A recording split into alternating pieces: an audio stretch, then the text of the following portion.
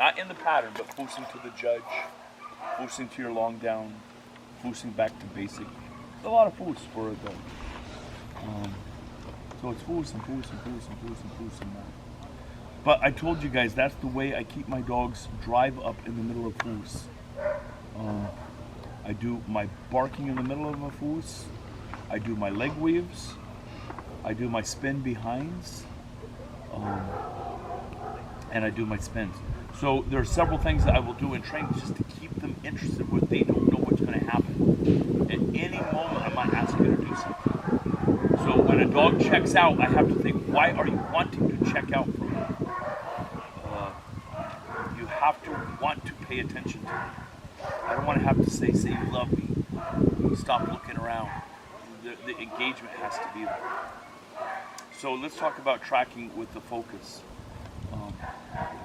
I always tell people, you know what's fascinating about tracking? Anybody watch that video that's going around on social media? A guy that won some big event, I think it was the Bundesliga in 1988. Did you guys see that obedience routine on that guy? It's on social media all over right now. This guy gets a 98 in obedience. Today that would be a 64. Oh, yeah. You know, the dog's not with them on the recalls. It's walking, trotting, not even galloping. It's trotting to the dumbbells.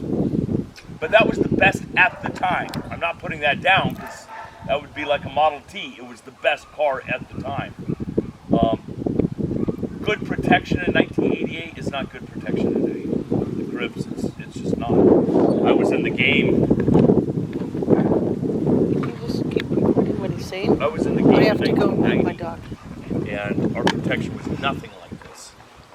And you know what phase has not changed though? Tracking. I find that very interesting. A great tracking dog in 1958 is a great tracking dog today. Which tells me it's the what? Most natural for a dog. Obedience is not natural. The things we're asking for protection is not natural. But tracking is where I think we mess the dogs up. It's a natural phase. So I tell people we cannot teach our dogs to track. We can teach them to teach themselves. What do I mean by that? What are we in charge of as track layers in training? Laying the track. Laying the track, the design of the track, the length of the track, the wind direction, the bait we're using, article placement. So we're in charge of things in the track, but how would, it would be very interesting if you wouldn't offend the person that was born blind. If they're born blind, and they ask you, okay, I hear this word red, describe it. How would you describe a color to a person blind? You can't. It'd be impossible. Like, it's a warm, what does that mean, a warm color? You couldn't even describe it. It'd be interesting to have the conversation, like, I know you don't dream of pictures, how do you dream? You know, like when you dream at night. Is it just feelings or sounds? Or it'd be a very interesting conversation as long as you weren't offending anybody. But if my dog could speak English right now and I'm like, what are you smelling on the track? They couldn't even describe it. You know, it's kind of like this, it's that. I mean, we know the disturbed area, we know the particles, we know all that stuff, but they couldn't even describe it. So, my tracking methods come from Johnny Deegan's. I brought him over for a seminar, and he's from Belgium. He got 4 100s at the WSV, the World Championships, the German Shepherd Championships, the World Championships in tracking. 4 100s with 2 different dogs. Okay, I'm like, well, you're probably doing something right. These are not litter mates. These are completely different bloodlines, and you're knocking it out of the park every single time you track. So what he does, it takes patience. I put food in every single footstep till they're 17 months old. Mm-hmm. Right, left, right, left, right, left, right. And I want them hungry. Mm-hmm. But I don't want speed. Speed kills. Speed is not faulty, by the way. But by the time, if you have a fast tracker, by the time they miss a corner and they're 2 body lengths up, you have a bigger mistake than if they're a slower tracker and they realize 4 inches they're off. Like a head check is not faulty on a track. A body check is. Like I was just judging that championship in Florida, and I was describing during my critiques to the audience, this is not wrong. This is wrong. The feet leave. I call that a body check. The feet cannot leave. But a head check, I don't know if a coyote went through there or what. So that is not faulty. Change of pace is faulty though if the dog does a head check and it has a change of pace. So that being said, I do it 17 months so I get this rhythm, right, left, right, left. Tracking is the phase, the more boring it is as a spectator, the higher the score. When we're all just watching, like watching paint dry. When does the audience kind of perk up when something goes wrong? And the dog circles like, uh-oh, what's going on with the dog? So everything is about rhythm. I did not know this. Somebody was telling me this, and if this is not true, please don't ruin this story for me. I say it so much. They said horses with sleigh bells. Like when you have 2 horses with sleigh bells or 4, they put the bells on the horses because if one's out of rhythm, the horses that will try to get back in rhythm because they all want it to be together. I'm like, I didn't know that. The animals naturally want rhythm. And I was like, that's interesting. I've never heard that. And there was a person that said, yes, that's 100% true. So our dogs naturally, I think, want that rhythm. So then once I'm on every step for 17 months, maybe 15, 14 months if they're supernatural, methodical tracking, then I go every third step. Every third step. So I get a rhythm of 3s, then 5s, 7s, 9s, 11s. So I do not just periodically put food at that point. I just want this rhythm. And then we call something pyramiding. Pyramiding, we go up to 11 steps. We put food 1, 3, 5, 7, 9, 11, 9, 7, 5, 3, 1, 3, 5, 7, 9, 11. So they're getting stress, less food, easier. So it's the second hill theory. Just keep swimming. The easier is coming. Something's going to save me. So we do pyramiding on that. And I am probably only 2%, maybe 5% of the trainers that I do not shape my articles off the track. Most of the great trainers do. So obviously I'm not against shaping the articles off the track. In fact, most of the great track layers do. The reason I don't, when I started Schutzhund, everything was compulsion training. Everything. It was just ugly compulsion training. And I learned a lot about operant conditioning. I'm like, can I shape, so I had a dog named Axel. Can I shape all behaviors? Can I shape dumbbells? Can I shape my outs with clicker? So I got really into shaping with this dog. And by the way, I made a soft dog. He might have been soft genetically. Anyway, he wasn't because it's out of my dog Garo. I'm sure he wouldn't have been. But I think if you go only straight motivational training, I do think that creates a dog that's less tough. I do believe that. I think a dog needs to understand some ruggedness. Like I said, on misplaced stick hits, getting stepped on in the drive, I think that's very important.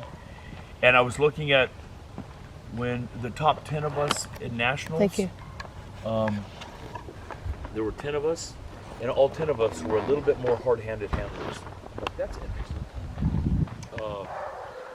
So this dog Axel is very into shaping, and I shape my articles. You know, like in a kitchen, like everybody is. This dog knew articles. My first time I put an article on the track, he went to the article, turned and faced me. Uh-oh. Okay, so he put, because that's what he had been doing in the kitchen. You know, see the article or anywhere, just turn and face me.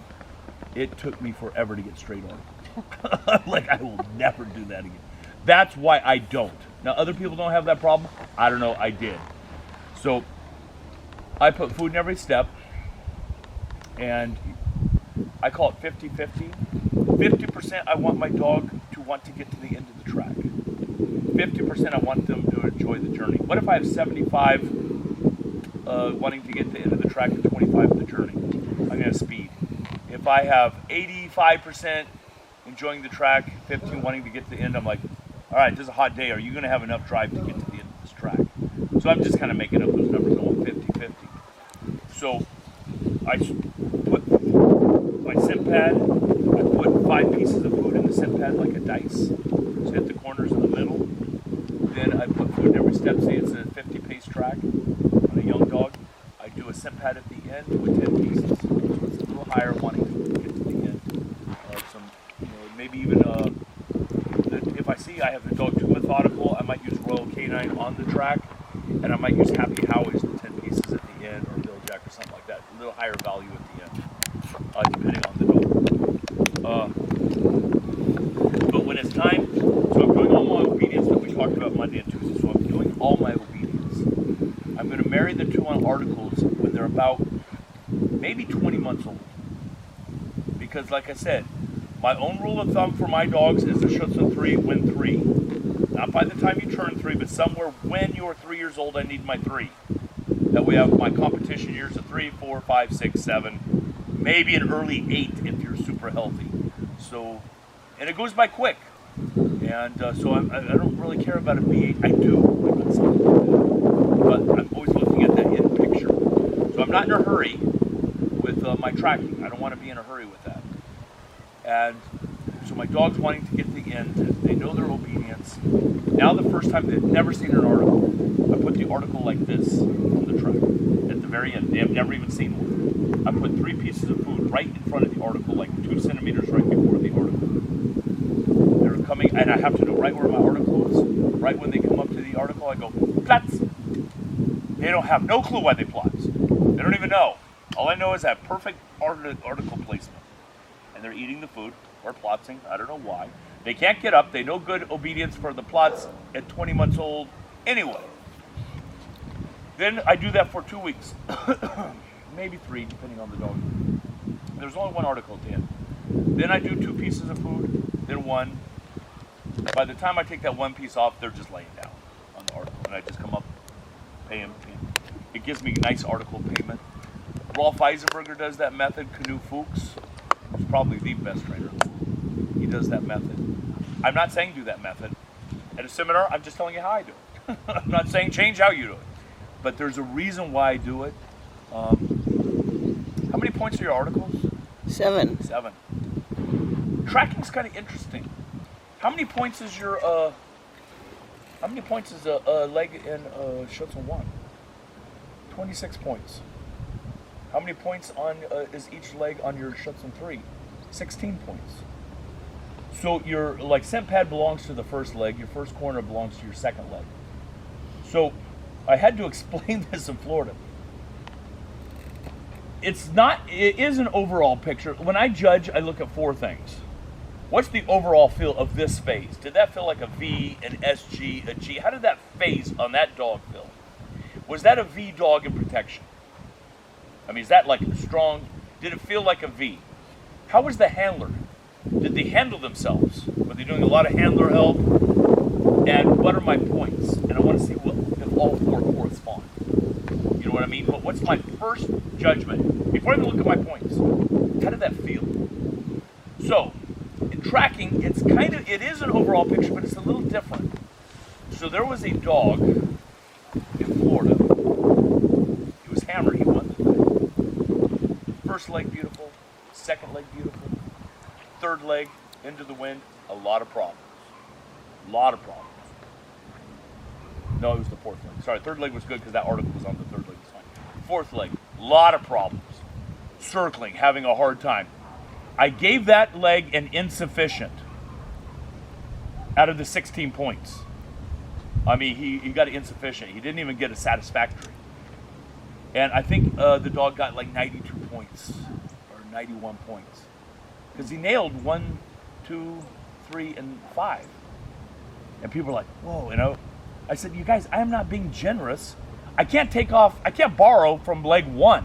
You know, like, well, that leg sucked. I'm going to take more points than it's worth. You can't. It's only worth 16 points. So it's kind of important to kind of know how that overall picture looks. But when we talk about wind direction, a lot of dogs, where do most dogs fail? Corners. This is my worst phase, by the way. Tracking is my worst phase. Corners. Corners almost always where dogs fail. And it's usually a corner into the wind. So if the wind's coming here, it's a corner into the wind. And that's where dogs circle and have a hard time. So you know how there's the theory, always start your legs with the back to your, the wind's at your back. if you have getting experienced dogs, it's not bad to start your first leg into the wind and change it, because that can happen. I don't want my dog the first time to have that challenge is the day of the trial. So those are the kind of the things we're in charge of. I do correct on certain behaviors on the track itself. The dog's got a problem solved. I'm going to use a phrase that I stole from Julia Priest, who's a really good tracker. In fact, when the FA championships were in